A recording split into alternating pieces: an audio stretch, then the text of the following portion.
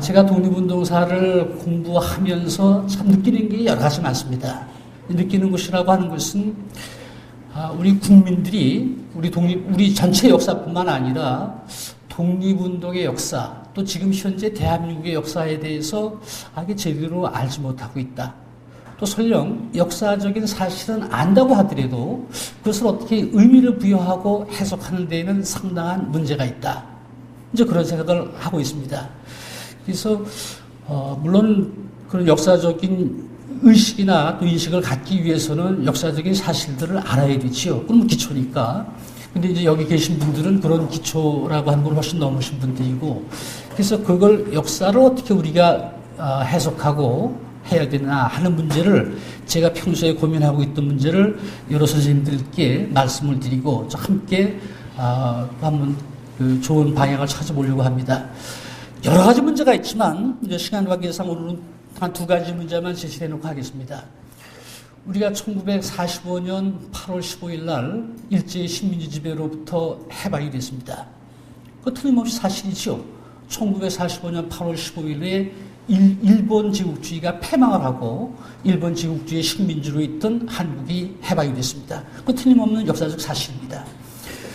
근데 이제 그 8.15 해방을 우리가 역사적으로 해석할 때 8.15 해방이라고 하는 것이 우리 민족이 해방이라고 하는 것을 쟁취했느냐, 아니면 8.15 해방이라고 하는 것은 우리 민족이 쟁취한 것이 아니라 연합국이 갖다 준 거냐라고 하는 것이죠.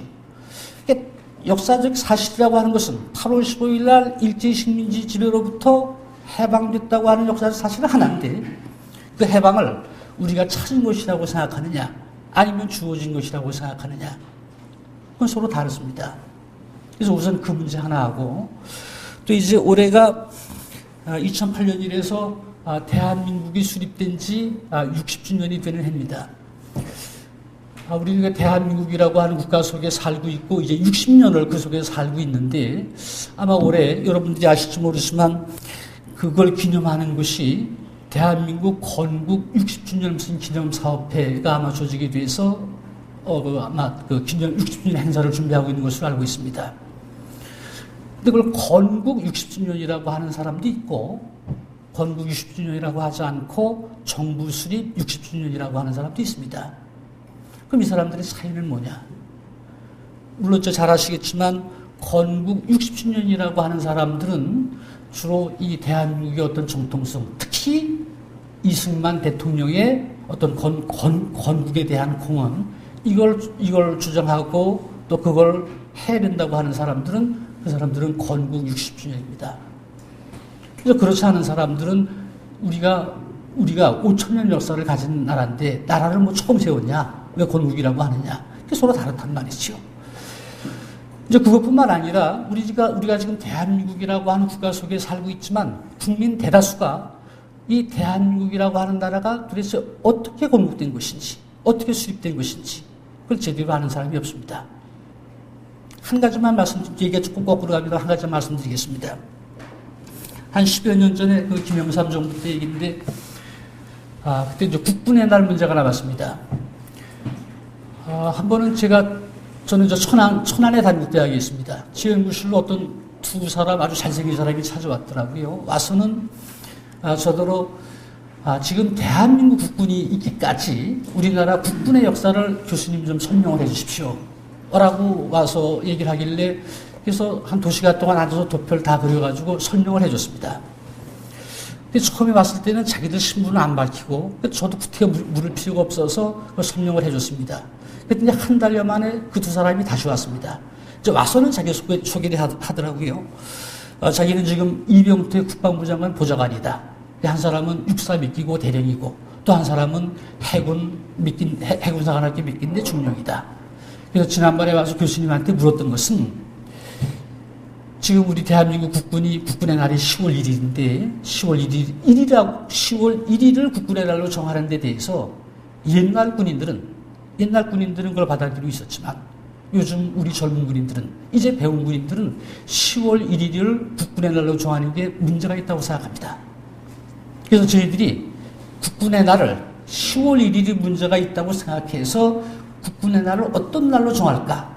그걸 지금 추구하고 저걸 찾고 있는데 그래서 교수님한테 와서 지난번에 여쭤봤습니다. 그러더라고요. 국군의 날이 10월 1일을 된 거 잘 아시죠? 1960년, 1950년 그 6.25 전쟁 나서 북한군이 제일 처음에 밀고 내려와서 낙동강까지 갔다가 다시 이제 연합군이 와서 그 인천 상륙작전 해가지고 서울 수복해서 10월 1일 날 국군이 제일 처음으로 38선을 통과해서 북진을 했습니다. 이제 10월 1일을 국군의 날로 정하고 있는 것은 바로 그래서 국군의 날이죠.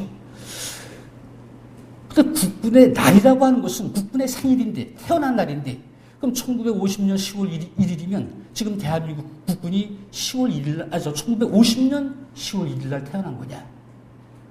이제 그 얘기는 뭐냐 하면 지금 우리나라 국군이 자기가 언제 태어났는지 모르고 있습니다. 마찬가지로 제가 오늘 건국 말씀드리려고 하는 것도 대한민국이 올해 60주년이 되지만 대한민국이 어떻게 건국됐는지라고 하는 것을 국민들이 알지 못합니다. 그래서 그 얘기로 돌아가서 말씀을 드리면 그래서 그 얘기를 하더라고요. 그래서 참 좋습니다. 근데 이게 큰 문제를 정하는, 그래서 그러면서 저한테 쭉 제 말씀을 듣고 했더니 그 대한민국 임시정부가 광복군을 만드는 것이 1940년 9월 17일인데 이제 대한민국 임시정부가 만들었던 임시정부의 국군이었던 광복군을 창설한 날, 그날로 우리 국군의 날을 정하는 게 좋을 것 같습니다. 광복군은 여러분들이 아시다시피 1940년 9월 17일 날 광복군이 창군이 됐습니다. 그래서 그 얘기를 하고 그러길래 저는 9월 17일 날을 국군의 날로 정한다고 그러길래 저는 반대했습니다. 국군의 날을 9월 17일 날로 하는 것은 꼭 적합하지 않은 것 같다. 이제 그때는 왜 무슨 얘기냐면 그때가 김영삼 1990년대 초반인데 그때는 잘 아시다시피 우리가 금방 통일될 것처럼 분위기가 그랬었죠. 1990년이 될 때 이제 20세기 마지막 10년을 앞두고 1990년이 될 때에 북한의 김일성이 1990년 신년사에서 우리가 20세기 때 우리 민족이 분단이 됐는데 이 분단된 것을 21세기까지 가져갈 수가 없다. 그러니까 20세기가 되기 전에 분단됐던 것을 우리가 통일시켜야 되겠다. 그래서 90년 신년사에서 김일성이가 내가 살아있는 5년 안에 통일을 이루겠다라고 밝혔습니다. 그래서 그 후에 물론 우리나라 정부도 그렇지만 금방 통일이 되는 것 같았지요. 제가 그 얘기를 하면서 기왕에 국군의 날을 새로 정하려고 한다고 하면 이제 우리가 뭐 금방 통일이 되고 얼마 안에서 통일이 될 텐데 그런 통일됐을 때에 통일된 국가의 국군의 날, 그날로 정하는 것이 옳겠다. 근데 만일에 9월 17일 날을 국군의 날로 정한다고 하면 통일되면 또 바꿔야 된다. 왜 바꿔야 됩니까? 아마 잘 아시듯이 지금 북한은 군대가 조선인민군이지요. 우리 국군이고 조선인민군은 지금은 4월 25일 날입니다. 조선인민군 창군일이. 그렇지만 북한은 본래 4월 25일이 아니라 2월 8일 날 조선인민군 창건일입니다. 북한의 조선인민군은 1948년 2월 8일 날 창군이 됐습니다. 인민공화국이 수립되기 전에 인민군이 먼저 창군이 됐지요. 그래서 2월 8일 날 인민군 창군 기념식을 거행해왔습니다.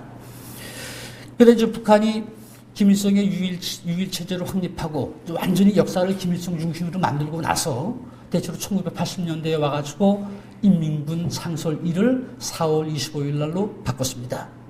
바꾼 이유는 김일성이가 1932년에 만주에서 조선인민혁명군이라고 하는 걸 만들었는데 그 만든 날이 4월 25일이다. 그래서 인민군 창군일을 4월 25일 날 하고 있습니다. 그래서 제가 그 사람들한테 그 얘기를 하면서 만일에 우리가 통일됐을 때에 통일된 나라의 국군의 날을 4월 25일 날로 정하자고 하면 당신들 그거 받아들일 수 있겠느냐? 그거 못 받아들입니다.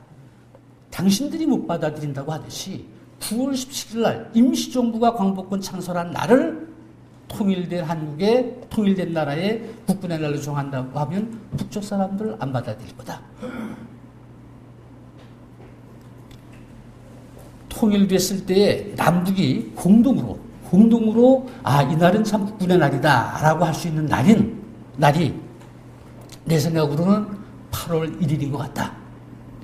이제 8월 1일은 잘 아시겠지만 1907년 8월 1일 날 저희 일제가 대한제국의 군대를 해산한 날이 1907년 8월 1일 날입니다. 그때 일제가 대한제국 군대를 해산하자고 했을 때에 대한제국 군인들이 해산을 거부하고 일제와 항전했습니다.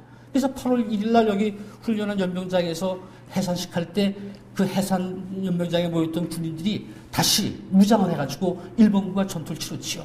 서울역 남대문 일대에서 8월 1일 날 오전 내내 치열한 전투가 벌어졌습니다. 물론 그 전투에서 대한제국 군들이 패했죠. 한 100여 명 이상이 전사했습니다. 그리고 나머지 대한제국 군인들을 상당수가 그 당시 일제한테 항거하던 의병 부대에 가서 의병장이 되거나 그랬습니다. 그리고 또 그분들 대한제국 군인들 또 상당수가 1910년 나라 뺏긴 이후에는 만주에 가서 독립군 만들고 또 1919년 상해에서 임시정부가 만들어졌을 때 임시정부의 그 육군사관학교처럼 임시정부 육군 무관학교가 있습니다. 그 임시정부의 육군 무관학교 교관 이 사람들이 다 대한제국 육군 무관학교 출신들입니다. 대한제국 군대 장교 출신들이 가서 다 그 일을 했지요. 그래서 이제 8월 1일 날은 바로 이제 그런 날이기 때문에 그런 날이다. 또 이제 제가 8월 1일 날을 그런 날로 얘기한 것은 임시정부분들이 1940년 9월 17일 날 광복군을 창설하는데 광복군 창설하는 곳이 그 중국말로는 충칭이라고 하는 데고 그 중경이라고 하는 데입니다. 중경은 여러분들 잘 아시다시피 그 양자강 제꼭대기 위입니다. 아주 오지 중에 오지입니다. 거긴 일본 육군이 못 들어갑니다. 일본 해군도 못 들어갑니다. 오직 일본군이 올 수 있는 곳은 비행기밖에 못 옵니다. 그럴 정도로 아주 오지지요. 거기 임시정부 갔을 때는 한국 사람이라고는 그림자도 없습니다. 오직 임시정부 갔을 때 임시정부 요인들, 임시정부 가족, 그 사람들이 전부지요. 아무도 없는 한국 사람들이 아무도 없는 거기 가서 그 사람들이 광복군이라고 하는 걸 만들었습니다. 그분들이 거기서 광복군을 만들 때에 우리가 왜 이 중경이라고 하는 땅에 와서 왜 여기 와서 광복군을 만드느냐? 우리가 지금 광복군 창설식을 하는데 도대체 이 광복군 어떻게 만들어지는 것이냐? 라고 하는 광복군 성립 경과 보고라고 하는 것을 합니다. 그때 그 보고를 임시정부의 의무부장이었던 조소왕 선생이 하는데 그 보고에 그런 것이 있습니다. 우리가 지금 여기서 광복군을 만드는데 이 광복군이라고 하는 것은 우리 독립군 선열들이 만주에서 항일부장을 투쟁을 해가지고 수없이 많은 선열들이 피를 흘리면서 죽었다. 우리가 지금 광복군 만드는 것은 그런 독립군 선열들의 피를 기초로 해서 광복군을 만드는 것이다. 또 하나, 우리가 지금 여기서 광복군을 만들지만 이미 광복군은 1907년 8월 1일에 만들어졌다. 그때는 대한제국이라고 하는 정식 국가의 군대가 해산될 때 그 해산을 거부하고 일제와 싸웠다. 국가의 군대가 정식으로 일본과 싸운 것이다. 그래서 우리가 여기서 광복군을 만들지만 창구식을 하지만 이미 광복군이라고 하는 것은 1907년 8월 1일 날 그때 만들어진 것이다. 저는 그걸 보고 참 놀랐습니다. 지금 요즘에 우리가 뭘 만들든지 또 대한민국이라고 하는 한 국가를 만들면서도 이 대한민국이라고 하는 것을 왜 만드는지, 어떻게 만들었는지 그걸 해놓은 적이 없습니다. 다른 요즘에 뭐 큰 기구를 만들어도 마찬가지입니다. 근데 옛날 분들은 보면 그런 걸 만들어도 이게 어떻게 만들어지는 것인지라고 하는 것을 그걸 그렇게 해놓으셨단 말이죠. 이제 그 얘기를 하면서 그게 바로 8월 1일인데 8월 1일을 국군의 날로 정한다고 하면 그건 북쪽에서도 반대하지 않을 것 같다. 그랬더니 그 사람들이 그렇겠습니다. 근데 이제 그건 저한테 다시 내려온 것은 제가 이제 박사학위 논문이 한국광복군 연구입니다. 이제 자기들 제일 처음에 저한테 와서 묻고 자기들끼리 의논해 보니까 9월 17일 날을 국군의 날로 바꾸는 게 좋겠다. 이제 그 사유를 저더러 적어달라고 한 것인데 제가 8월 1일 그 얘기를 한 것이죠. 그랬더니 그분들이 얘기를 듣고서 교수님 말씀드리니까 그래야 될 것 같습니다. 근데 그건 내 얘기만 듣고 그러지 마십시오. 저보다도 훌륭한 분들 많으시니까 많은 분들 의견을 여쭙고 그리고 정하십시오. 필요하다고 하면 공청회도 해야 될 겁니다. 그렇지요. 그리고 나선 올라가고 나선 소식이 없습니다. 한 서너 달 동안 아무 소식도 없습니다. 그러다 이제 어느 날 그 중령이라고 하는 분이 그 교수님 먼저 서울을 오면 뭐 소주나 한잔 하십시다. 그래서 같이 만났습니다. 이제 만났더니 내가 술 엄청나게 먹는데 자기가 뭐 얘기를 안 하니까 저도 물어볼 것도 없고 근데 술이 한참 취한 후에 얘기를 하더라고요. 그래서 그때 저희가 교수님한테 가서 묻고 저희들 생각에도 8월 1일 날이 좋을 것 같아서 또 여러분들 의견들을 물어봤답니다. 그랬더니 어떤 분은 9월 17일 날로 해야 된다고 주장하는 분들 계신데 8월 1일을 그래도 설득들을 당하시더라. 그래서 자기들이 8월 1일 날 국군의 날을 정하자고 교수님이 말씀해 주신 이유서를 다 적어서 전군 장성들을 육군, 해군, 공군 장성들을 모아서 국군의 날 바꾸는 8월 1일로 하는 문제를 거기서 제안을 했답니다. 예, 제안을 했는데 결국은 거기서 안 하기로 했답니다. 근데 뭐 얘기를 짤막하게 하니까 그래서 왜 그럽니까? 그러니까 얘기인즉슨 8월 1일 날을 국군의 날로 정하면 그 기념식 행사하기가 어렵대요. 8월 1일 날 하면 날이 더우니까 국군의 날로 정해놓으면 행사를 하기 어렵다. 그래서 8월 1일 날은 적합하지 않다. 그래 그냥 두자. 그래서 결국은 바꿔쓰지 않고 그냥 10월 1일 날을 국군의 날로 한 것이지요. 아마 여러분들이 아시겠지만 이제 그런 논의가 있어서 그랬는지 김영삼 정부 때는 국군의 날 행사를 해본 적이 없습니다. 그전에는 참 국군의 날 행사를 거대하게 했는데 안 했죠. 김대중 동부에 들어와서도 크게 하지 않고 대전에 가 있는 기흥대 그 군대 안에서 합니다. 지금도 그렇죠.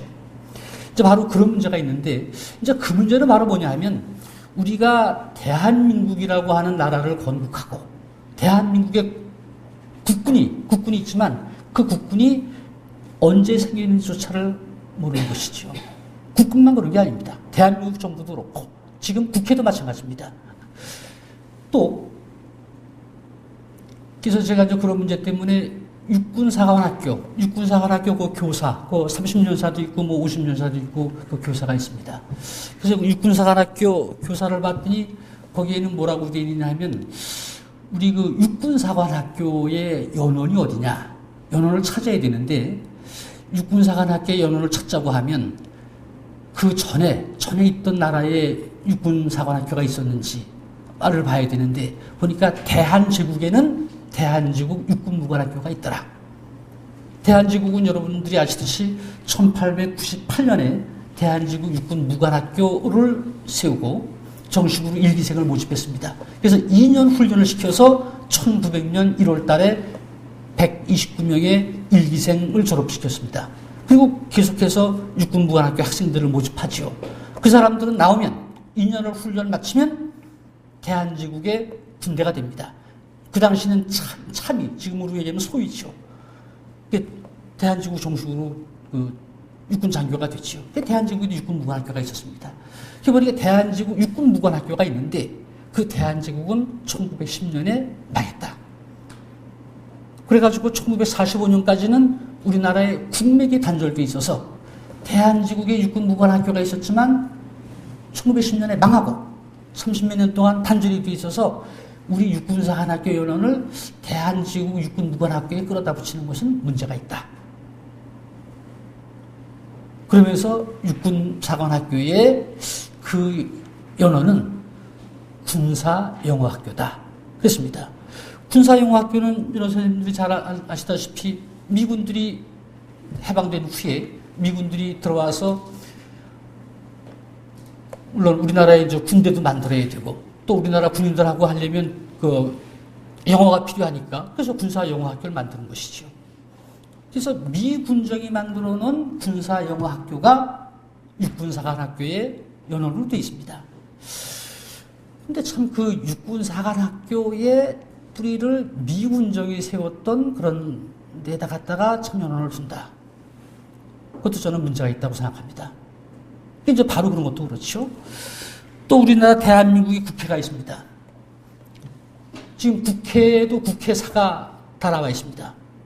국회사가 있지만 국회가 어디에 뒀다라고 하는 것이 없습니다. 국회 50년사 보면 앞에 한 3문단 정도 될까라고 하는데 간단하게만 되어 있습니다. 그리고 그냥 1948년 5월 10일 날 선거해가지고 그렇게 국회가 됐다라고 하고 있습니다. 아마 여러분들이 다 가보셨겠지만 국회의사당 현관에 가면 전신 동상으로 이승만 또 신익희 이 두 분의 전신상이 서 있습니다. 그리고 이제 구석으로 그 임시정부 때 초대 임시의정원 의장을 했던 이동영 선생 요 흉상이 서 있습니다. 물론 이승만, 신익희 이 두 분은 1948년 대한민국의 초대 국회의장들을 한 분이죠. 이건 국회에서 세운 것입니다.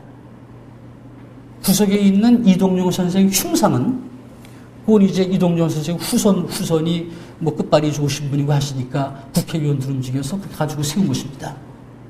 근데 이동영 선생이라고 하는 분이 임시정부에 국회했던 임시의정원의 초대 의장을 했던 분입니다. 그래서 그분 흉상을 갖다 세웠죠. 그 흉상만 세웠지 그 흉상을 거기다 왜 세웠는지 국민들이 아는 사람들이 없습니다. 국회의원들도 아는 사람이 없습니다. 아니, 네가 뭔데 국회의원이 그걸 모르는 걸 어떻게 아느냐. 제가 지난번 국회 때 마침 제 친구가 또 저하고 같은 과를 졸업한 친구가 국회의원이 돼서 그래도 역사학과 나온 놈이 국회의원이 됐다고 그래서 야, 너 국회의원 됐으면 네가 한번 할 일이 있다. 그래가지고 제가 그걸 대한민국 국회의 전신이 어떻다라고 하는 것을 줘서 그 친구가 국회의원들한테 다 서명을 받고 있습니다. 그 뭐 입법을 만들려면 몇 명을 받아야 되는데 몇 명을 못 받았습니다. 국회의원들이 동의를 안 하죠. 그래서 바로 이제 우리는 지금 그런 문제가 있습니다. 그래서 참 우리 건국 60주년이라고 해도 참 우리가 왜 이런 나라를 만들고 이랬는지라고 하는 데 대한 인식들이 국민들 대다수가 그런 인식들을 못 가지고 있는 게 우리 현실 아니냐라고 하는 생각이 있습니다. 그래서 이제 그런 생각이 하나 있고, 그래서 우선 처음에 두 가지 말씀인데 한 가지 8.15 해방이라고 하는 것을 우리가 찾은 것이냐 주어진 것이냐라고 하는 것인데 우리 국민 절대 다수는 8.15 해방은 다 주어졌다고 생각합니다. 찾았다고 생각하는 사람 없습니다. 그럼 뭐 제가 여기뿐만 아니라 학생들한테 현대사 수업할 때도 학생들한테 자유롭게 토론을 붙여봅니다. 차렸다고 교수가 저 토론을 붙이니까 야근 놈들은 이게 교수 뜻이 어디 있다. 이게 찾은 곳이다라고 하겠지. 그래가지고 결론을 찾은 곳이다라고 와서 얘기를 하고 그럼 그걸 논거를 해야 되는데 논거를 제대로 못 됩니다. 또 뿐만 아니라 요즘은 이제 방학 때마다 그 중고등학교 선생님들이 이제 교육을 받는 데가 있어서 특히 역사 선생님을 받는 데가 있어서 가서 선생님들한테 여쭤보면 선생님들 대다수도 8.15 해방이라고 하는 것은 우리가 찾은 것이 아니라 주어진 것이다 라고 생각하죠. 아주 단적으로 말씀드려서 우리가 1945년까지 일제시민주의를 받고 45년에 해방이 됐는데 해방되고 나서 이제 남북으로 갈라졌죠.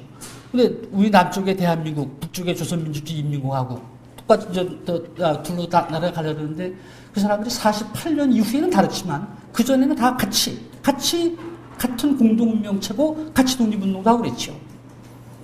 북쪽에 있는 사람들은 8.15 해방을 그 사람들은 주어졌다고 생각하지 않습니다.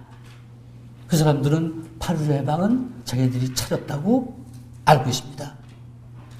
왜 똑같은 경험을 했는데 그 사람들이 다른 경험하는 것이라 그 사람들은 일제시대 때 다른 데가 있었던 사람들이 아니라 똑같이 같은 경험을 했던 사람들인데 왜 남쪽에 있는 사람들은 8.15 해방이라고 하는 것을 주어졌다고 생각하고 북쪽에 있는 사람들은 찾았다고 생각하느냐.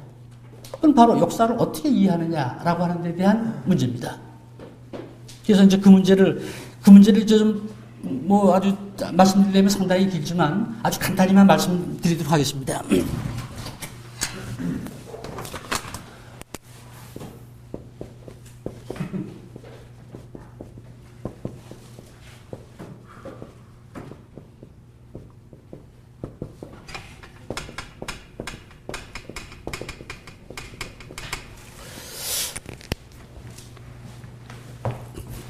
대체로 아마 우리 국민들이 8.15 해방이라고 하는 것을 찾지 못하고 주어졌다고 생각하는 것은 8.15 해방, 바로 이런 뜻이 때문에 그렇다고 생각합니다. 8.15 해방이라고 하는 것은 우리를 심지배하고 있던 일제가 패망해서 우리가 해방된 거다. 그런데 일제는 어떻게 패망했느냐? 일제는 연합국이 일제와 싸워서 일제를 패망시켰다. 그래서 우리는 해방된 것이다. 이제 이러한 논리가 바로 우리 걸 B는 C다. 그러면 A는 C지요. 그러니까 8.15 해방이라고 하는 것은 연합국이 승전한 그런 결과다라고 하는 바로 이러한 생각 때문에 이러한 인식이 우리가 8.15 해방이라고 하는 것을 연합국이 갖다 준 것이다. 이제 그렇게 이해한다고 생각이 됩니다. 물론 저건 틀린 얘기가 아니죠. 맞습니다. 물론 논리학으로 보면, 논리학이나 수학적인 사고방식 가지고 보면 저거는 틀림없는 약사적인 사실, 변동할 수가 없습니다. 그렇지만 인문학이나 역사학이라고 하는 것은 꼭 논리학이나 수학 공식하고는 다른 결과가 나올 수 있죠. 저는 그렇게 생각합니다. 우리가 연합국이 일본과 싸워서 이겼다고 하는데 우리가 연합국이라고 하는 것은 미국, 영국, 중국, 소련 그 네 나라가 연합국입니다.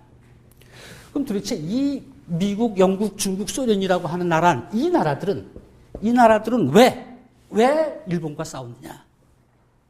라고 하는 것을 우리가 좀 확인을 하고 알 필요가 있죠. 물론 더 잘하셔서 더 말씀드릴 거 없겠지만 이 우리가 아는 이 연합국들이 일본과 싸운 이유는 자기 나라를 일제히 침략을 받아서 자기 나라를 지키기 위해서 일본과 싸운 것이죠. 잘 아시지만 여가 일본이고 이제 한국이고 중국이라고 할 때 일본이 제일 처음 침략해서 식민지를 만든 데는 여기 한국이지요. 그러니까 일본이 한국을 차지하고 했을 때 가까이 있었던 아주 이해관계가 가장 밀접했던 중국도 일본이 왜 한국을 점령했는지 일본한테 항의를 한 적이 없습니다. 우리가 연합국이라고 하는 미국도 일본이 한국을 차지했을 때 왜 일본도 한국을 차지했느냐 항의한 적이 없습니다. 오히려 잘 아시듯이 미국은 일본이 한국을 지배하도록 승인해주고 한 그런 나라지요. 아시듯이 무슨 가스라 테프트 미리하기 위해서 다 그렇게 해줬습니다. 오직 일본이 이 한반도를 차지했을 때 이 한반도 안에 살고 있는 이 사람들만이 자기 나라를 빼앗기고 자기 삶의 터전을 빼앗기니까 자기 나라를 되찾고 삶의 터전을 되찾기 위해서 이 사람들만 일본하고 싸운 것이죠. 이 사람들은 일제 침략을 당해서 침략해올 때부터 싸웠습니다. 아주 나라를 빼앗겨서부터 한다고 해도 여기 한반도에 살고 있는 이 사람들은 자기들 나라를 빼앗기고 토전을 빼앗겨서 그걸 찾기 위해서 싸우는 것이죠. 이 사람들 싸울 때 중국, 미국, 영국, 중국, 소련 어떤 나라도 도와준 적이 없습니다. 오직 나라를 빼앗기고 이런 사람들만 싸웠습니다.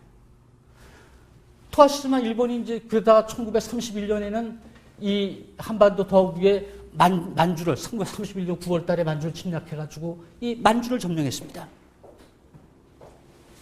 물론 그 당시는 중국이 통일되지 않고 만주에는 장장님이라고 하는 장장님이 죽고 장량이라고 하는 그 아들이 있지만 군벌이지만 만주는 어쨌든지 중국 사람들이 생각하기에는 중국 땅입니다.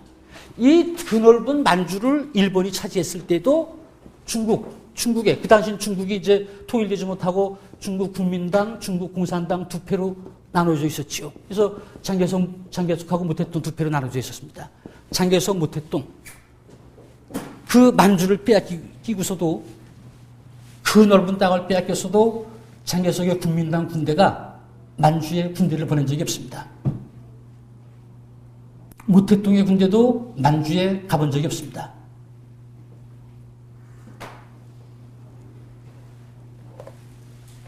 일본하고 싸운 사람들은 만주에 살고 있었던 그 사람들이 일본하고 싸웠습니다. 자기의 삶의 토전을 지키기 위해 싸운 것이죠. 그렇습니다. 이 사람들 자기 하기 위한 것이죠. 그다음 이제 여기서 일본이 이걸 한반도하고 만주를 차지하고서 그걸 구분해서 1937년 7월 달에 중국 대륙을 침략했습니다. 중국이 장개석 군대나 모택동의 공산당이나 이제 일본하고 싸우기 시작하는 것은 일본이 중국 자기들 삶의 터전을 침략해 왔을 때에, 그걸 빼앗으러 왔을 때에 그걸 막기 위해서 싸웠습니다. 중국이 일본과 싸운 것은 이때부터죠. 그 실제로 그렇습니다. 또 잘 아시지만 일본이 이제 중국까지를 다 차지하고 나서, 물론 이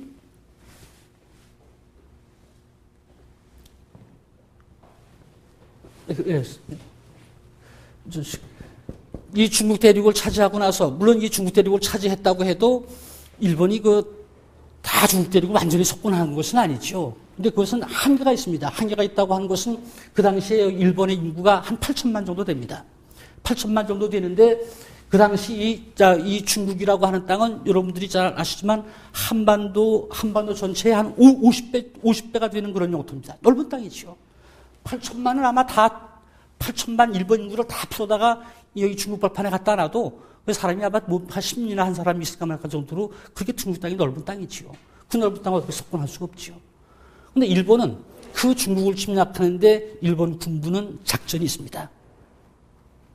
그 작전이라고 하는 것은 이제 아주 크게 보면, 그래서 우리가 그 남경대학살이라고 하는 것이 있는데, 이 남경대학살이 그런 작전이 하나죠. 그 당시 중국의 장개석 정부의 수도가 남경입니다.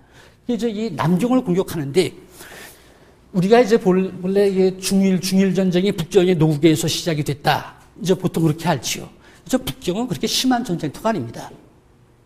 정말 중일 전쟁의 심한 전쟁터는 이 상해와 남경입니다. 일본이 중국 그 드넓은 적은 수의 군대를 가지고 그 많은 인구를 대항하고, 또 적은 나라로서 큰 나라를 점령할 때에 그 작전이 있죠. 그 작전이라고 하는 것은 북경서부터 다 일본군들을 밀고 간다. 그건 일본군이 질 수밖에 없습니다. 그러니까 작전인데, 작전은 중국의 제일 핵심이 수도니까 이 남경을 점령해야 된다. 남경을 점령하기 위해서는 상해를 안 들어갈 수가 없지요. 그래서 일본군이 이 전쟁을 일으키고서 8월 13일 날 일본군의 정예부대를 투입해가지고 상해를 침공을 했습니다. 상해를 점령했죠. 그래서 8월 14일 날 상해가 점령을 당했습니다. 그래서 아마 여기 상해 많은 분들이 가보셨겠지만, 상해에 가면 그 상해시의 역사를 쭉 전시해 놓고 한 데가 있습니다. 거기 보면 그 사람들은, 상해시 사람들은 8.13 국치 그럽니다. 일본군에게 8월 13일 날 상해를 빼앗겨서 상해 사람들은 국치라고 그렇게 부르고 있습니다. 그래서 정예부대를 투입했습니다. 그리고 나서 이 상해를 점령하고 나서 중국의 수도였던 남경을 공격하는 것이지요. 근데 남경을 공격할 때에 일본군의 작전은 일본군이 얼마나 무섭다고, 얼마나 두려운 존재라고 하는 것을 중국군에게 보이는 것이지요. 그 방법이 잔인한 방법으로 죽이는 것입니다.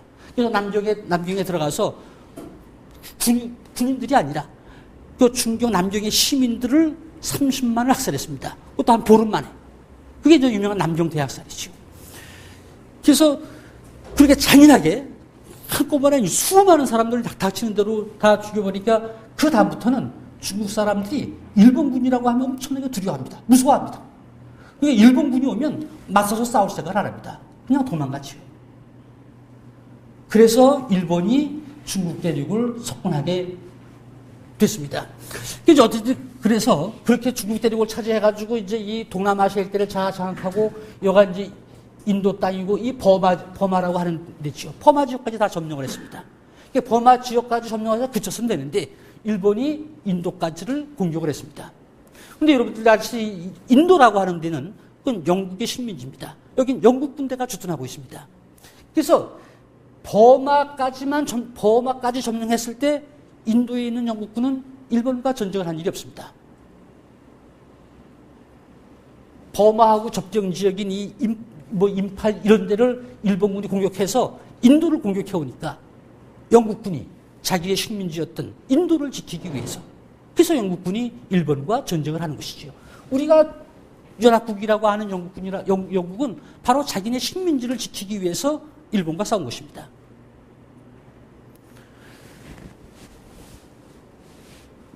미국 같은 경우도 그렇죠. 설명 필요하지만 시간이 없으니까 그렇겠습니다. 미국은 여러분들 아시다시피 1941년 12월 8일 날 일본이 하와이에 있는 미국의 그 진주만을 갖다가 기습 공격을 했습니다. 물론 이 하와이는 섬이지만 그 미국 땅입니다. 또 하와이에는 미국의 해군 기지가 있습니다. 그 해군 기지를 일본이 먼저 선제 공격을 한 것이죠. 먼저 공격을 했습니다. 그럼 일본이 미국을 먼저 쳐들어간 것입니다. 미국으로서는 일본의 침략을 받은 것이죠. 진주만이라고 하는 것이 영화로 나와 있고 하지만 그 진주만, 일본의 진주만 습격이라고 하는 것은 그건 일본으로서는 대성공을 거둔 것입니다. 미국이 그 당시에 정보가 어떻고 지금도 정보가 어떻고 하지만 미국이 그렇게 속수무책으로 당했던 것은 미국이 일본을 과소평가했고 정보 능력이 없었습니다. 이미 진주만을 일본이 공격할 것이라고 하는 것은 그런 정보들을 미국에 가 있는 한국 사람들이 줬습니다. 물론 미국에 가 있는 그 이승만도 그런 역할을 했지만 그 미국에 가 있는 한길수라고 하는 사람이 미국에 정보를 주고 돈 받아먹고 그러는 사람이죠. 그 사람이 한 3달 전에 일본이 진주만을 공격할 것이라고 하는 정보를 줬습니다. 그래서 그런 정보를 줬어도 미국 쪽에서 그 일본하고 진주만하고 얼마나 먼 거리인데 거기로 어떻게 와서 습격하느냐 믿지도 않았습니다. 그러다가 아주 진주만을 아주 참혹하게 당한 것이죠. 그러고 나서 그 일본의 침략을 받고 나서 미국이 그때부터 일본하고 전쟁을 하게 되는 것이죠. 미국이 전쟁하게 되는 것은 그렇습니다. 또 우리가 소련은 여러분들이 정확히 아시죠? 소련은 1945년 8월 9일 날 밤 0시를 기해서 일본한테 대일 선전포고를 하고 일본하고 전쟁을 하기 시작했습니다. 여러분들 아시죠? 8월 15일 날 일본이 항복했으니까 일주일도 안 됩니다. 일본 천황이 항복을 선언한 것은 8월 15일이지만 일본이 스위스에 있는 연합국본부에 항복한다고 하는 것을 알린 것은 1945년 8월 10일 날입니다. 이미 일본이 항복할 것이라고 하는 것은 8월 10일 날 저녁 8시가 되면 전 세계에 다 알려집니다.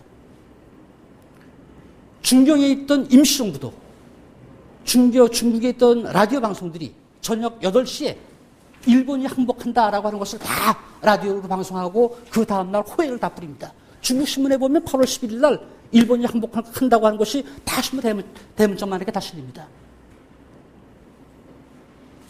그럼 이 소련은 일본이 항복하기 하루 전에 일본하고 선전포고를 해서 그렇게 전쟁을 했습니다. 우리가 그럼 소련이라고 하는 나라는 왜 일본하고 전쟁하느냐? 소련은 여러분들이 아시듯이 그 당시에 이 독일하고 2차 대전 때는 독일하고 전쟁하고 있었습니다. 소련이 또 독일한테 얼마나 크게 당했습니까? 페테르부르크가 다 되고 독일군들이 그냥 모스크바까지 들어와서 소련으로서는 독일하고 전쟁하기도 버겁지요. 이건 일본하고 전쟁할 이유가 없습니다. 근데 결국 이제 일본하고 전쟁하게 되는데, 물론 독일은 1945년 5월 8일 날 독일은 항복을 합니다. 일본보다 한 세 달 전에 항복을 하죠. 소련이 일본하고 전쟁하게 된 것은 그렇습니다. 우리가 1945년 2월 달에 있었던 45년 2월 달에 있었던 얄타회담이라고 하는 데지요. 물론 얄타회담은 미국, 영국, 소련 세 나라가 참전했습니다. 그래서 미국은 루스벨트가 오고 영국은 처칠이 오고 소련은 스탈린이 왔습니다. 그래서 이때 회담장에서 루스벨트가 스탈린한테 소련이 일본과 싸워주도록 요청을 했습니다. 또 스탈린은 그때 루스벨트의 요청을 받아들여서 소련이 일본하고 싸워주겠다고 약속을 했습니다. 약속을 해서 그 당시는 독일하고 전쟁하고 있던 때니까, 물론 이제 독일은 거의 패색이 짙은 때지만, 그래서 독일하고 전쟁하고 있던 때니까 지금 당장은 못하고 6개월 후에 한다.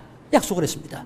6개월 후가 바로 45년 8월 9일 날입니다. 스탈린이 6개월 후에 약속을 지킨 것이죠. 그게 바로, 그런데 그러면 왜 루스벨트는 소련에게 일본과 전쟁을 해달라고 하고 스탈린은 왜 일본하고 전쟁을 해주겠다고 그랬느냐? 그 이유는 그렇습니다. 미국과 일본이, 소위 미국이 일본하고 전쟁을 치를 때에 이 전쟁에서 미국은 엄청나게 곤욕을 치렀습니다. 엄청나게 많은 청년들을 죽였습니다. 일본이 점령하고 있던 필리핀을, 메가다하고 필리핀을 점령할 때 엄청나게 많은 청년들을 죽였습니다. 뿐만 아니라 이 오키나와, 일본의 제일 섬 끝인 오키나와를 이제 메가다 군대가 그걸 할 때 이제 뭐 필리핀이나 이런 데는 빼앗겨도 괜찮은데 이제 미국 군들이 일본 본토, 자기네 영토를 침략해 오니까 일본이 결사항전으로 여기 사수를 했습니다. 그래서 이 오키나와를 두고서 꼭 한 달 동안 전투가 벌어졌습니다. 한 달 만에 결국 미국이 점령했지만 그 오키나와를 점령하는데 그 전투에서 미국 군인들 4만 5천 명이 죽습니다. 4만 5천 명이 죽는 것뿐만 아니라 스티벨이라고 그 중국 정부 사령관 하던 별 3개짜리가 그 전투에 죽습니다. 그래서 이 제일 일본 제일 섬 끝에 요거를 점령하는데도 일본이 결사항전을 해서 수많은 미국 청년들이 죽는데 이제 일본 본토를 저런 식으로 공격하려고 하면 이건 얼마나 많은 청년들이, 미국 청년들이 죽을지 모르지요. 우선 이 전쟁에서 일본을 이기는데 루스벨트로서는 엄청난 청년들을 희생시켜야 되고, 또 하나 문제는 일본을 점령해서 미국이 승리하려면 해군이 앞만 퍼붓고 B-29가 앞만 가서 폭격을 때려도 소용없습니다. 실제로 일본을 완전히 패퇴시키려면 육군들을 데려다가 일본을 완전히 점령시켜야 일본을 패망시킬 수 있는 것이죠. 그런데 문제는 일본을 완전히 점령해서 육군으로 딱 점령하려면 엄청난 수의 군인들을 일본에 상륙을 시켜야 됩니다. 그런데 이게 엄청난 태평양이라고 하는 엄청난 큰 바다가 있는데 군함으로 아무리 실어날려도 일본을 다 점령할 수 있는 인원을 실어날리기 어렵습니다. 비행기로 다 실어다 날려도 한계가 있습니다. 이게 미국은 일본과 전쟁에서 일본을 완전히 이길 수 있는 방법이라고 하는 것이 거의 사실은 불가능합니다. 그래서 소련에게 싸워달라고 하는 것이죠. 소련은 바로 여기 무슨 조그만 거의 육지나 다름없는 데입니다. 루스벨트가 소련도로 일본과 싸워달라고 하는 것이고 스탈린은 싸워주겠다.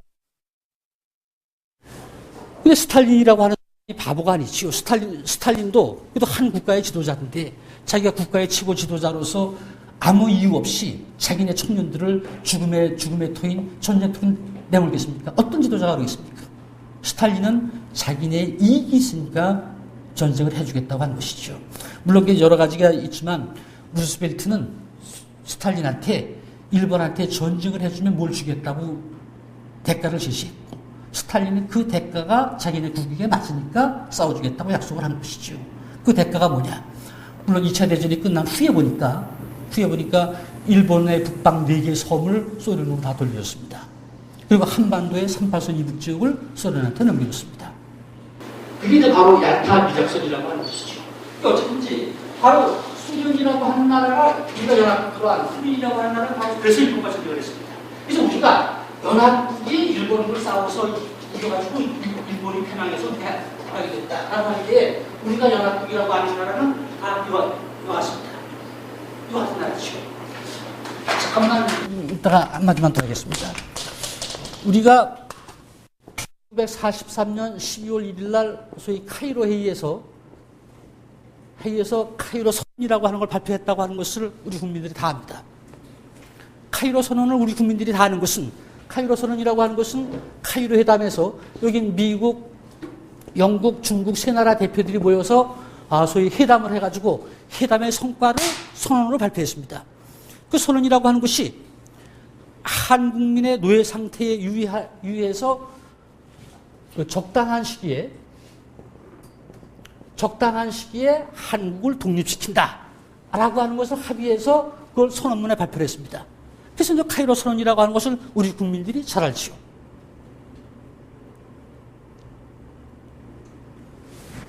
뭐 국민들이 잘 아는 것뿐만 아니라 아마 우리나라 국사 교육을 받으면 거의 모르는 사람이 없을 겁니다. 뭐 제가 하도 이제 그래가서 우리나라 왜 뭐 사법시험부터 공무원 시험 보는 문제들이 많잖아요. 객관식. 그래서 그걸 봤더니 상당수가 이 문제가 많습니다. 그래서 세계 제2차 대전 기간 중에 한국을 독립시켜주겠다고 보장한 회의는 그런 많지요. 카이로 회의지요. 그래서 이 카이로 회의에서 한국을 독립시켜주겠다고 했는데, 그럼 이 회의에서 왜 한국을 독립시켜주겠다고 했느냐? 아마 선생님들이 저보다 더 잘 아실 테지만 2차 대전 기간 동안에, 물론 2차 대전 말고 1900년대, 2000년대에 세계의 80%의 민족이 20% 민족한테 식민지 지배를 받았습니다. 또 식민지 지배를 받은 민족들이 다 독립을 하기 위해서 독립운동을 했습니다. 그렇지만 어떠한 나라도 전쟁이 끝나기 전에 연합들 사이에서 전쟁이 끝나면 독립을 시켜주겠다 라고 약속한 데는 한국밖에 없습니다. 한국밖에 없습니다. 이 카이로 선언이라고 하는 데서 도대체 왜 일제가 패망하면 한국을 적당한 시기에 독립시켜주겠다고 했느냐. 물론 여기 미국에는 그 당시 루스벨트 대통령이, 또 영국에는 처칠이, 중국에는 장개석, 이 사람들이 이 세 나라 순회가 참여해서 했습니다. 이 세 나라 순회가 참여해서 한국을 적당한 시기에 독립을 시켜주겠다라고 약속을 한 것이지요. 우리는 카이로 선언에서 한국을 독립시켜주겠다고 약속한 것은 알지만 약속을 하게끔, 이런 결정을 내리게끔, 그것이 선언서에 담기기까지의 과정을 아는 사람들은 거의 없습니다.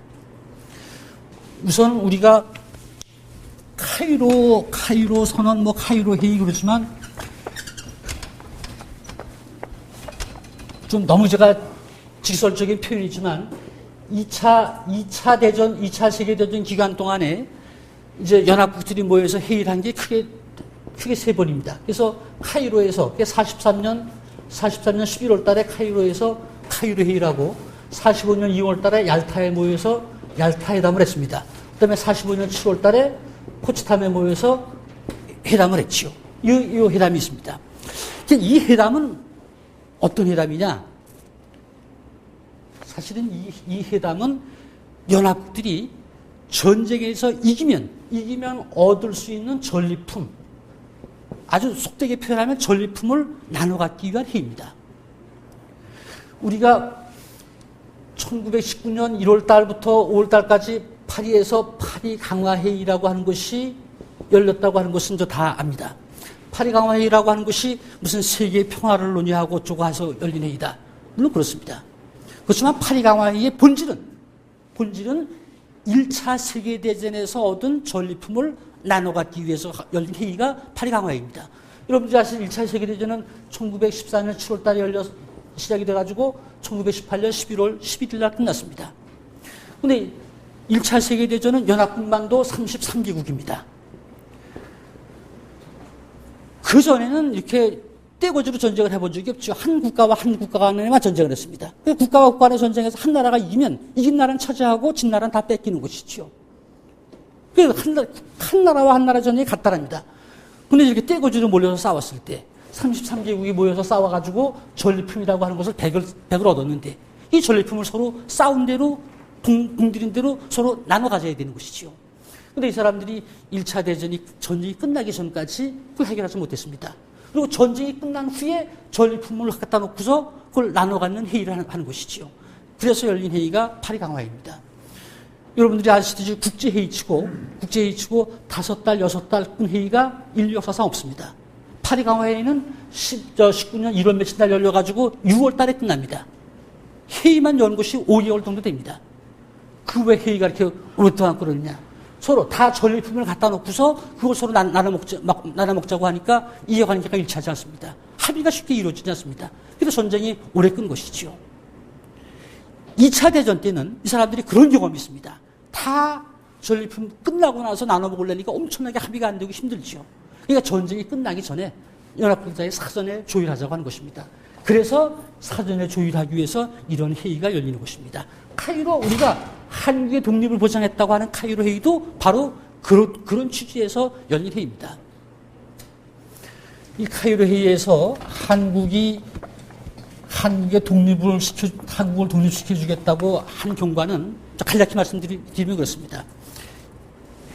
43년 11월 달에 카이로에서 미국, 영국, 중국 세 나라가 모여서 전후 문제를 논의한단다 라고 하는 것을 임시정부에서 정보를 입수했습니다.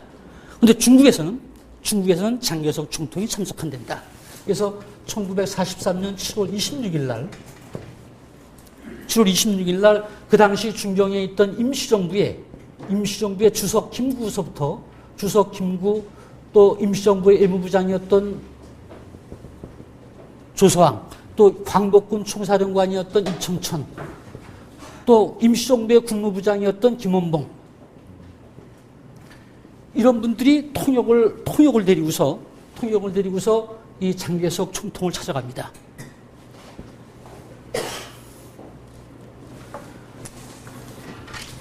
우리가 이제 흔히 중국에 가서 독립운동 했던 분들 중에 이제 해보고 오신 분들도 많고 한데, 뭐 중국에 가서 웬만큼 독립운동 하면 가서 뭐 송문을 가서 만나고, 뭐 장개석을 만나고 그런 경우가 많죠. 근데 중국 가서 그런 발표를 하면 중국 학자들이 웃습니다. 송문이 어떤 사람인데, 장개석이 어떤 사람인데, 한국 사람이 누가 온다고 쉽게 만나죠. 그 참 장개석, 송문 이런 사람들은 한국 사람들이 쉽게 만날 수 있는 사람이 아닙니다. 우리 임시정부 이렇게 많이 도와줬다고 하는 많이 도와주고 했던 장개석도 임시정부 책임자 김구를 불러다 만난 게 모두 6번입니다. 해방된 후에 잘 가라고 환송해 준 것까지 다 포함해서.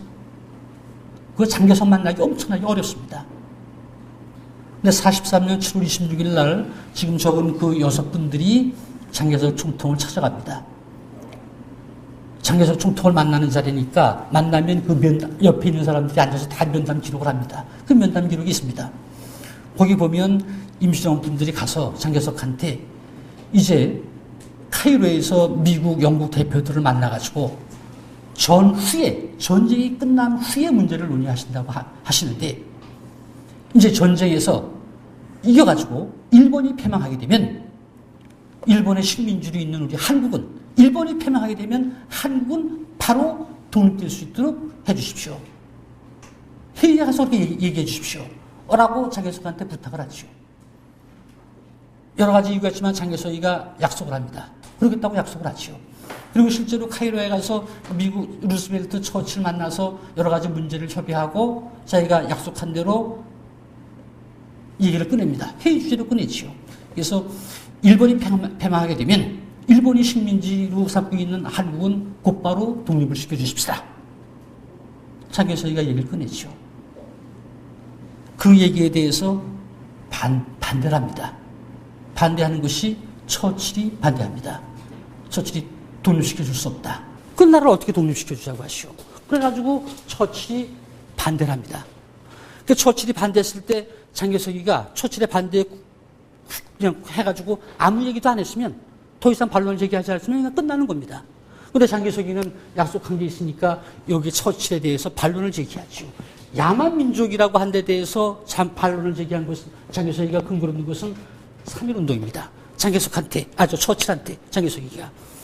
당신도 알다시피 지금 세계에 수많은 민족들이 식민지 지배를 받고 독립운동을 하는데 한국 사람들은 1919년에 전 민족이 다 들떠일어나가지고 일본의 식민지 지배를 못 받겠다고 독립해야 되겠다고 전 민족이 다 들떠일어나서 독립운동을 했어. 지금 세계사의 수많은 민족들이 독립운동하고 있지만 한국 사람처럼 전 민족이 독립운동한 민족이 있으면 대보시오. 처칠이 못 되지요. 못 되는 것은 실제로 한국 사람들처럼 전 민족이 일어나서 독립운동을 했던 민족은 없습니다. 소지를 못했지요. 또 자치능력이 없다고 하는 데 대해서 한국 사람들이 독립을 시켜줘도 독립국가를 유지하지 못할 거라고 그러는데, 지금 한국 사람들이 중국 땅에 와서 독립운동을 하는데, 이 사람들이 독립운동을 하면서도 임시 정부라고 정부를 조직해가지고 독립운동하는 사람들이요. 독립이 되기 전에도 독립운동 과정에서도 이 사람들은 정부라고 하는 기구를 조직해가지고 독립운동하는 사람들인데 그 왜 자치능력이 없다고 그러시오. 그래가지고 장혜소희가 반론을 제기합니다. 그런데 처칠이라고 하는 분이 잘 아시듯이 얼마나 그분이 말도 잘하시고 수단도 좋으신 분입니까? 그분이 뭐 지질 않지요. 그래가지고 장혜소희가 그 안을 제의했을 때 처칠이 반대하고 그래서 두 분 사이에 서로 의견이 갈라서 논란이 벌어졌습니다. 논란이 벌어지면 합의를 못 보는 것이죠. 그래서 합의가 안 됐습니다. 합의가 안 됐으니 장혜소희가 뭐 처칠들의 임시기 뭐 어쩌고 해서 그냥 중얼거리면서 끝났으면 끝나는 일이죠.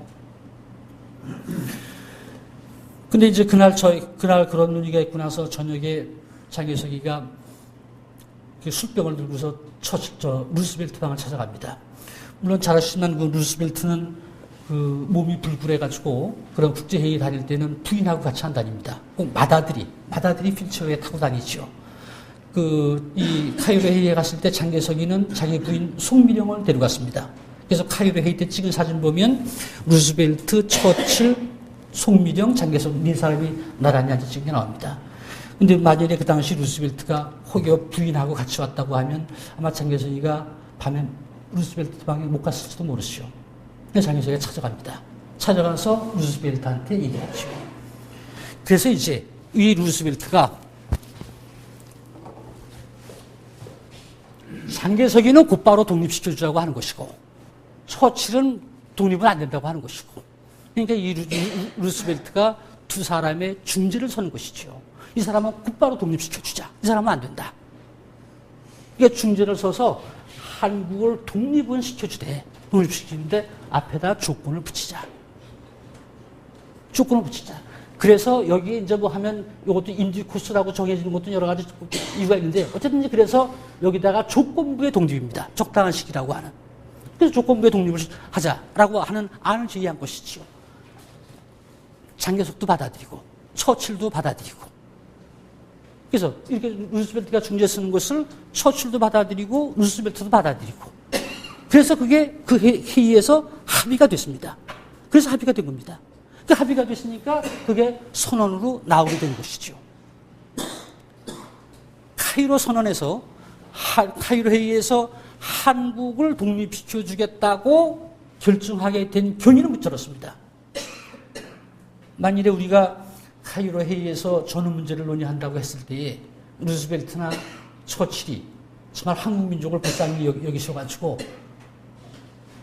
일본이 망하게 되면 한국을 곧바로 독립시켜주겠지 라고 기다리고 있었다고 하면, 그걸 기대하고 아무 반응도 없었다고 하면 카이로 회의에서 한국을 독립시켜주겠다고 하는 결정을 하겠느냐. 그건 있을 수 없는 일입니다.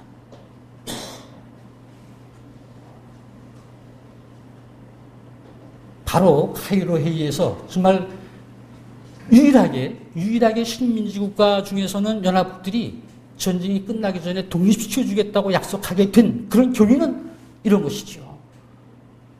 독립운동이라고 하는 것이 아무런 말 다 처분만 바라고 뒷짐만 지고 있었다고 하면 정말 이런 결과가 오겠느냐라고 하는 것입니다. 다 그런 독립운동에 결과한 것이죠. 문제는 우리는 아까 말씀드렸듯이 다 연합도 그런 목적을 가지고 자기네 국가 이익을 위해 싸웠지만 우리 한국도 한국을 지키기 위해 싸웠습니다. 근데 문제는 그 미국, 영국, 중국, 소련이라고 하는 나라들이 우리 한국도 자기들과 함께 일본과 전쟁을 했다라고 하는 것을 이 나라들이 인정을 안 하는 것이죠.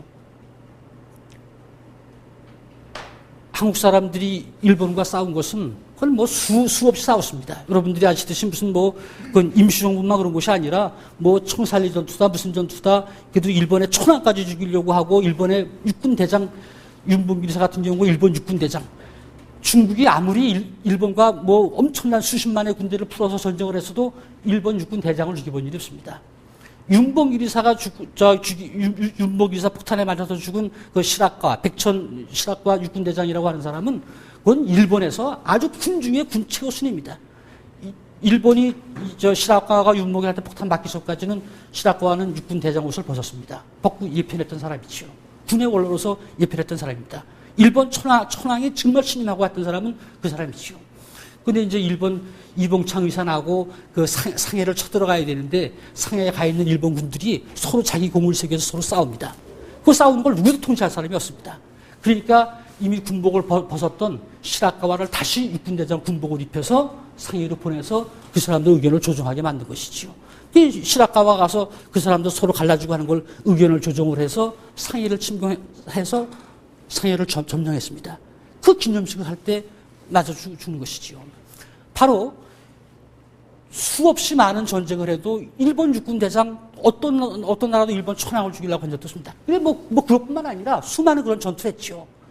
바로 그것을 그렇게 한국 사람들이 싸웠지만 이러한 나라들이 결국 한국이 자기들과 함께 일본과 싸웠다고 하는 것을 이 나라들이 인정을 안 한 것입니다.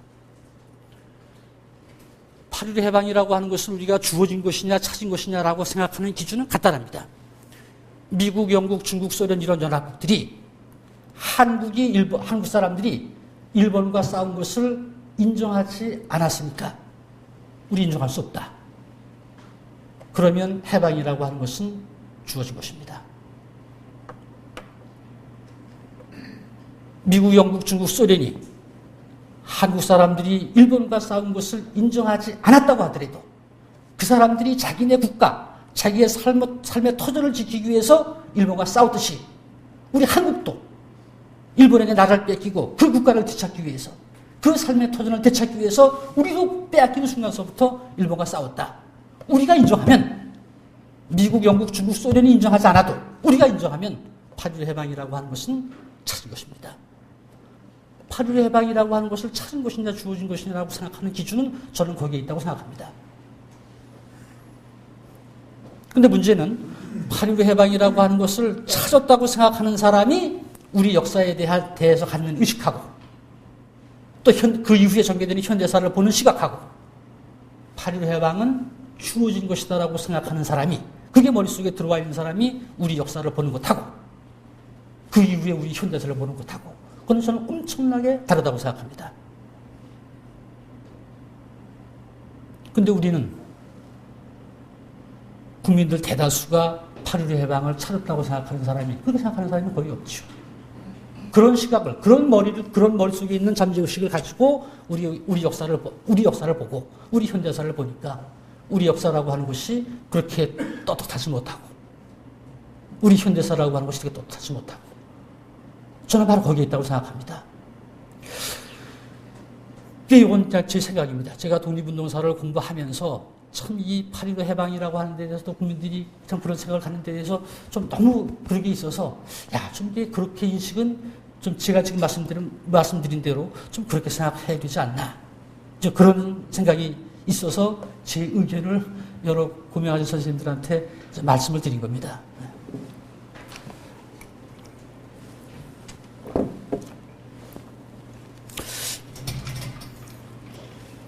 시간이 많지 않은데, 다음에 이제 두 번째로, 지금 이제 대한민국에 관계된 얘기들을 말씀을 좀 잠깐 드리겠습니다.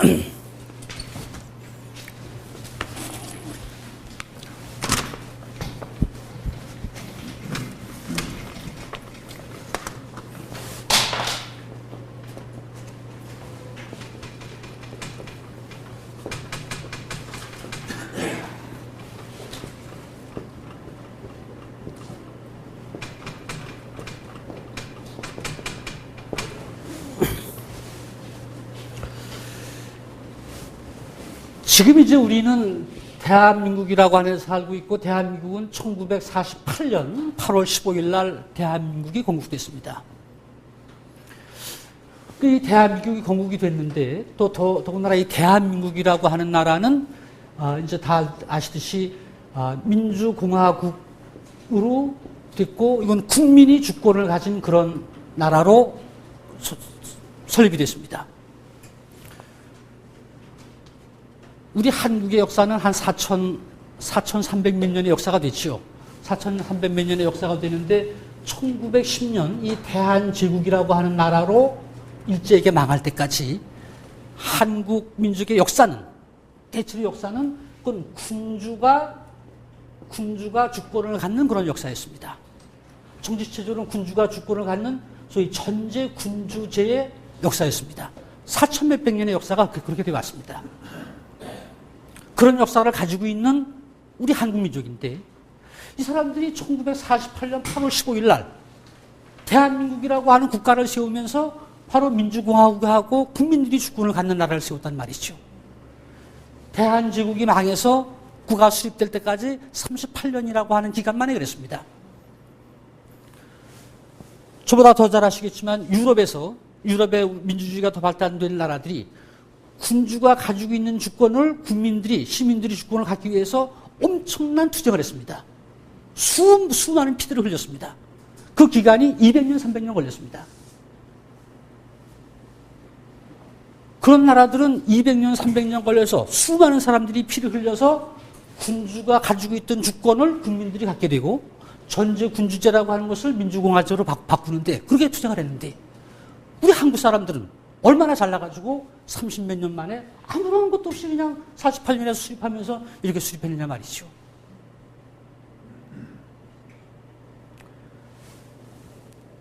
물론 이것을 그 당시에 대통령이었던 이승만이라고 하는 분이 미국에 가서 이미 우리보다 훨씬 민주주의된 미국에 가서 그런 공부를 해가지고 와서 이렇게 됐다. 근데 한 나라의 정치체제가 정하고 한 나라에 몇천 년 이런 것이 바꿔주는 게 한 지도자의 생각 가지고 한 지도자만 가지고 되는 것이 아니지요. 이승만이라고 하는 분은 가서 미국 가서 살면서 그걸 보고 다 그런 훈련을 했다고 할지라도 우리 국민들이 몇천 년 동안 유지해온 것인데 한순간에 바뀔 리가 없죠.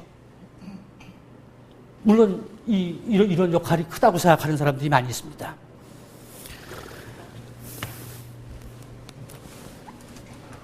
우리가 1910년 나라를 뺏겨서 1945년 해방될 때까지 우리는 물론 나라를 찾기 위한 독립운동이라고 하는 것을 했습니다.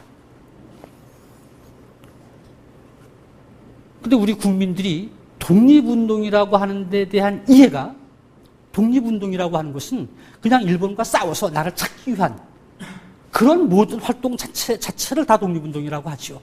그렇게만 생각합니다. 물론 그게 맞습니다. 독립운동이라고 하는 그것이요. 온 국민이 여러 가지 방법을 다 동원해서 무슨 무장투쟁이든지 의열투쟁이든지 실력 양성이든지 모든 방법을 동원해서 나라를 찾기 위해서 활동을 하는 것이죠. 그렇지만 이 독립운동을 하는 과정에서 우리 역사가 바로 이런 군주제의 역사에서 이 공화제로 넘어오는 이 역사의 민족사의 발전이 이 과정에서 이루어졌다고 하는 것입니다. 그런데 지금 우리는 이런 과정은 거의 생각을 안 하고 이것은 국가의 맥에 단절되어 있다. 독립운동하고는 크게 관련이 없다. 설령 독립운동하고 관련되어 있어도 독립운동이라고 하는 것은 그냥 나라 찾기 위해서 싸운 것이지 거기서 이런 우리의 무슨 정체가 발전이 되고 국민의 의식이 발전이 되고 그렇겠느냐. 국민들의 생각이 대체로 그런 것 같습니다. 근데 저는 그래서 요즘에는 이 독립운동 과정에서 우리 참민족사가 엄청나게 발전을 했다라고 하는 것이죠. 이제 그런 것 중에 여러 가지도 있지만 간단히 말씀드리면 1919년에 3.1운동 나가지고 임시정부를 수립한 것이 바로 그런 얘기라고 생각합니다. 1919년에 3.1운동이 일어났을 때에 이제 우리 민족을 대표할 수 있는 그런 기구를 수립하자. 그런 논의들이 많죠. 그래서 중국 상해에서 중국 땅 상해에서 독립운동자들이 모여서 거기서 우리 민족을 대표할 수 있는 기구를 세우자. 그래서 대표할 수 있는 게 정부다. 그래서 정식으로 정부를 세우려면 국토도 있어야 되고 영토도 있어야 되고 주권도 있어야 되는데 중국 땅이라고 하는데 남의 나라 땅이고 백성들도 없고. 그러니까 이건 임시로 정부를 세우자. 그런 조건이 안 돼 있으니까. 그래서 임시 정부를 세우는 것이죠. 그래서 임시로 정부를 세우는 것입니다.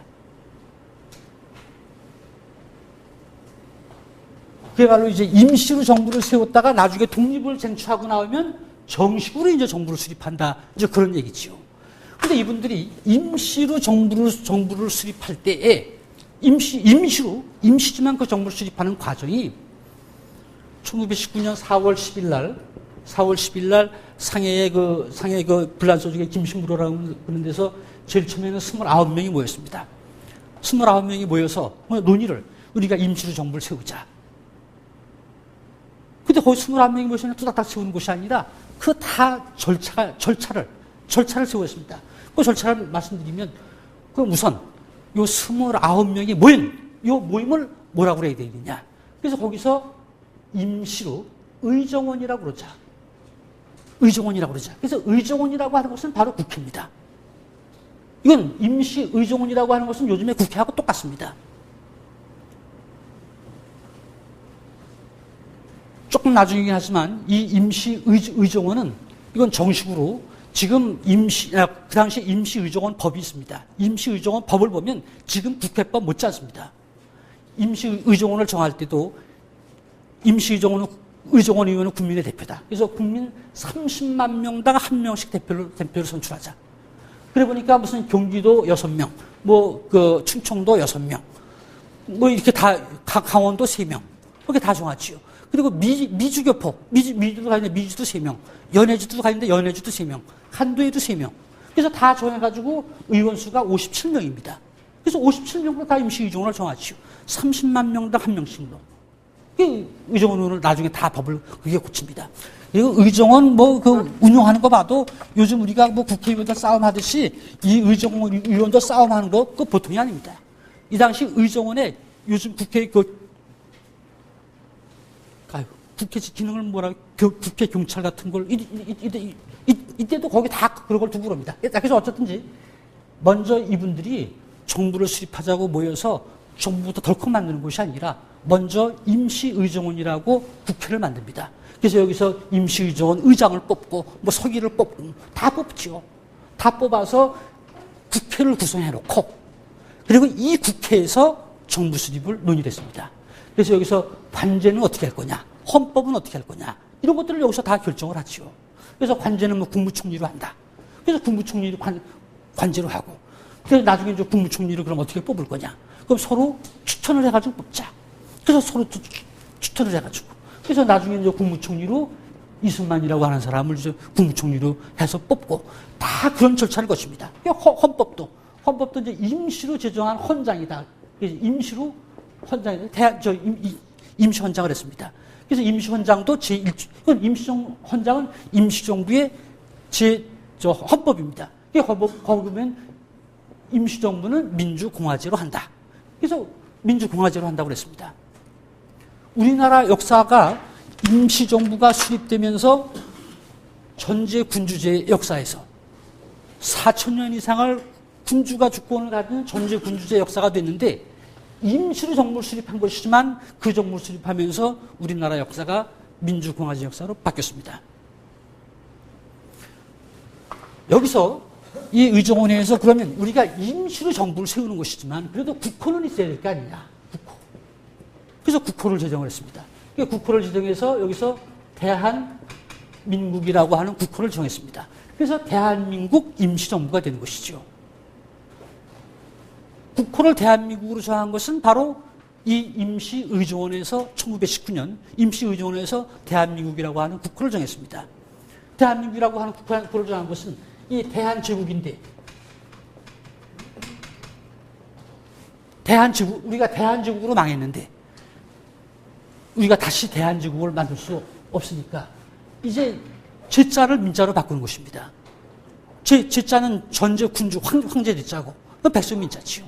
그래서 이 대한제국을 대한민국 제자를 민자로 바꾼다고 하는 것이 바로 우리나라 역사가 군주 주권 국가에서 군주가 주권을 갖는 그런 나라에서 이제는 국민들이 주권을 갖는 나라로 바뀐다라고 하는 뜻입니다. 우리 한국민족 전체 역사를 놓고 보면 군주가 주권을 갖는 그런 역사에서 국민들이 주권을 갖는 역사로 바뀌는 것이 바로 이때입니다.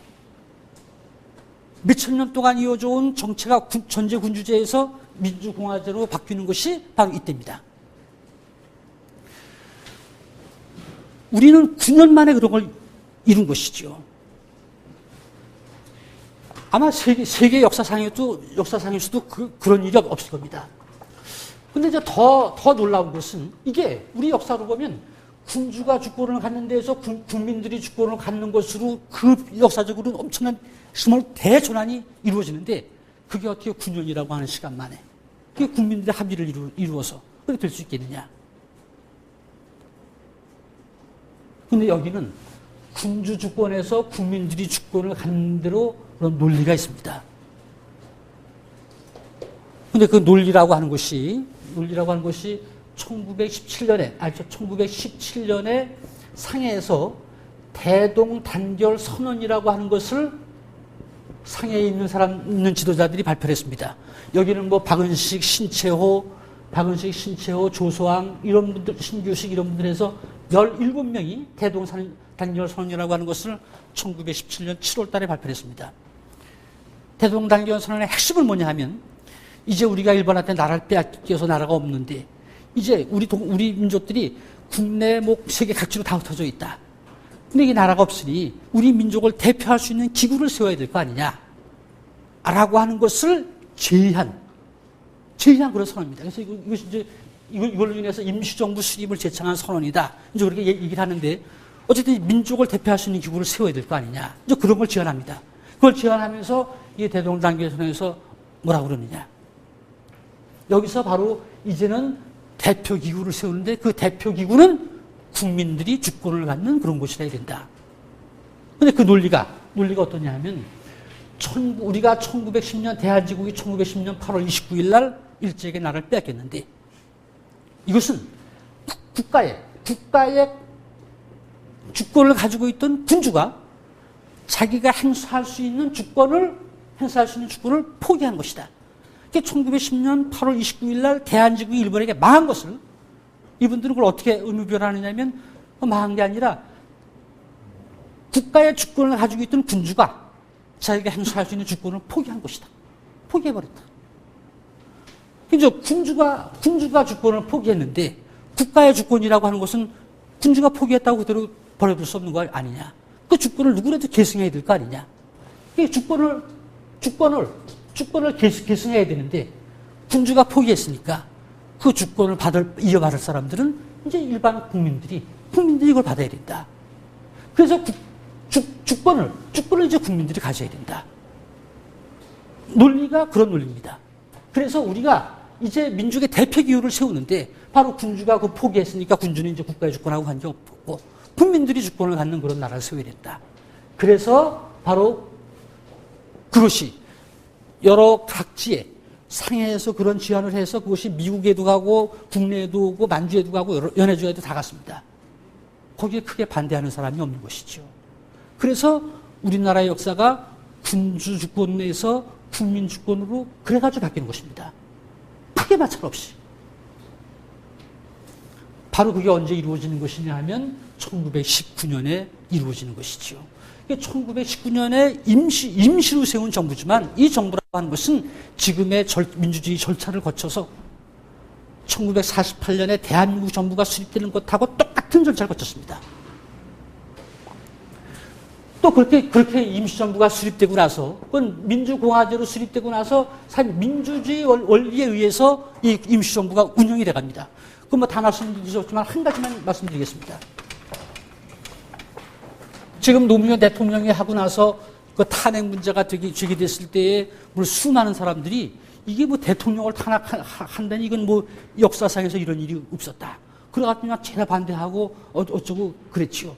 그래서 그때 탄핵을 하면 다 그냥 아주 어떻게 그냥 못쓸 사람으로 다 뭐라고 그랬습니다. 우리는 역사상에서 대통령을 탄핵해본 일이 있습니다. 1925년 3월 달에 임시정부에 그 당시 이제 나중에 제도가 바뀌어가지고 대통령제인데 그 당시 이승만 대통령을 임시정부의 국회죠. 임시의정원에서 이 의정원 의원들이 탄핵의 사유 이런 걸 다 적어가지고 몇 달 동안 준비를 해서 결국은 이승만 대통령을 임시정부, 임시대통령에서 탄핵을 시켰습니다. 그건 그냥 몇 사람들이 한 것이 아니라 임시의정원 법, 이거 다 절차를 거쳐서 3월 달에 탄핵을 시켰습니다. 그리고 박은식 선생을 후임 대통령으로 선출했습니다.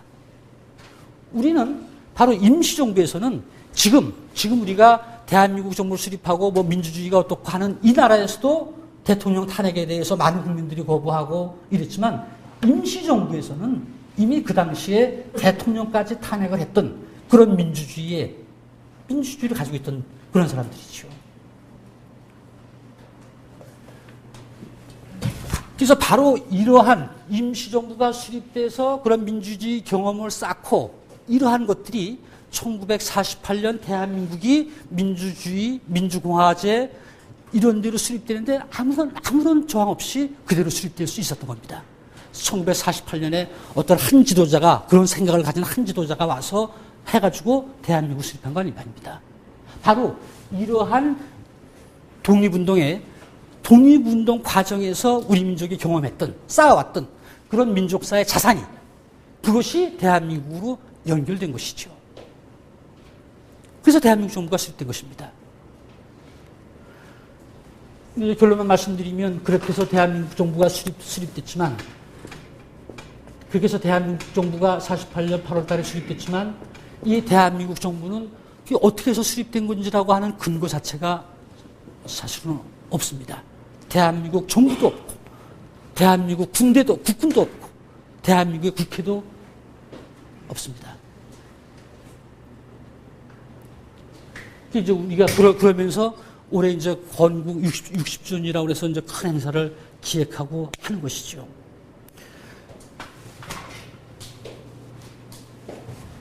뭐 다 아시지만 한 가지만 말씀드리면 우리가 남북으로 갈려서 그렇겠지만 북쪽이 우리보다 잘한 게 있습니다. 잘한 거 한 가지는 이 사람들은 우리는 48년 8월 15일 날 대한민국이라고 하는 정부를 수립하지만 북쪽에서는 48년 9월 9일 날 조선민주주의 인민공화국을 수립했죠. 인민공화국을 수립해서 김일성이가 수상으로 취임해가지고 거의 제일 처음으로 지시한 게 있습니다. 야, 우리가 인민공화국이라고 하는 나라를 세웠는데 도대체 이 인민공화국이라고 하는 나라가 어떻게 세워진 것인지 그걸 증명해라. 그래서 북쪽에서 그 과학원이라고 하는 걸 만들고 또 실제로 독립운동했던 최창익이라고 하는 분이 주동이 돼서 많은 사람들을 모아서 그 작업을 했습니다. 그래가지고 1949년에 조선민족해방투쟁사라고 하는 책을 냈습니다. 그 책이 뭐냐 하면 우리 조선민족이 일제할 때 나라를 빼앗겼을 때 우리가 그 민족 해방투쟁을 전개해가지고 그래서 우리 민족이 해방돼가지고 그래서 인민공화국을 수립했다. 그 사람들은 인민공화국이 어떻게 수립됐는지라고 하는 논문을 다 밝혀놨습니다. 우리는 1948년 8월 달에 대한민국을 수립하면서 대한민국이 어떻게 수립됐다고 하는 근거를 마련해 놓지 않았습니다. 거의 지금까지도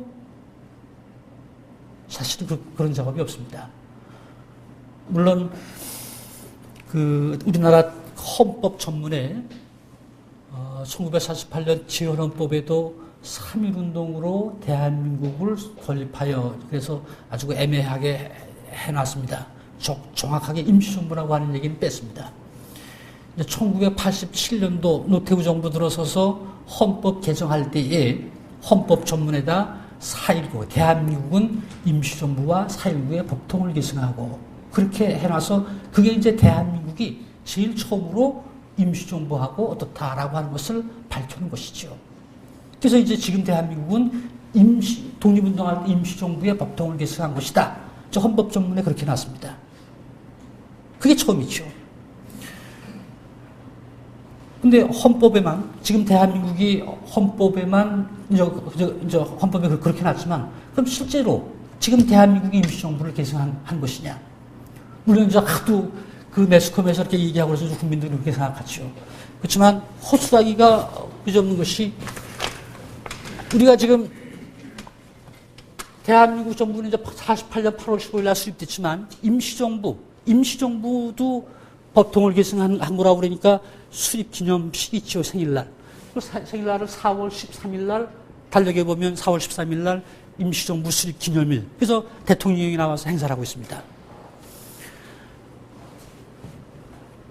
노태우 정부 들어서서 87년에 헌법에 그 임시정부의 법통을 어쩌고 하는 걸 넣기 전까지는 정부 차원에서 임시정부 수립 기념일 행사를 해본 적이 없습니다.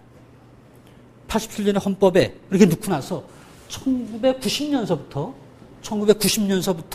임시정부 수립 기념일 행사를 하고 있습니다. 그 날짜를 4월 13일 날 하고 있습니다. 요즘은 대통령까지 다 참석합니다. 근데 4월 13일 날은 임시정부 사람들은 중국에서 임시정부 사람들도 임시정부 수립하고 나서 그 다음 해에 임시정부 수립한 날이 오면 그 사람들도 다 기념식을 합니다. 임시정부 사람들은 어느 날 기념식을 했냐면 4월 11일 날 기념식을 했습니다. 이건 다 4월 11일 날 기념식 한 것이 그건 뭐 우리 임시정부의 국회였던 임시의정원 기록에도 4월 11일 날 기념식했다고 하는 것이 다 있고 임시정부 사람들이 중경에서 그 수립 기념식을 하면 중국 신문들이 이걸 다 보도합니다.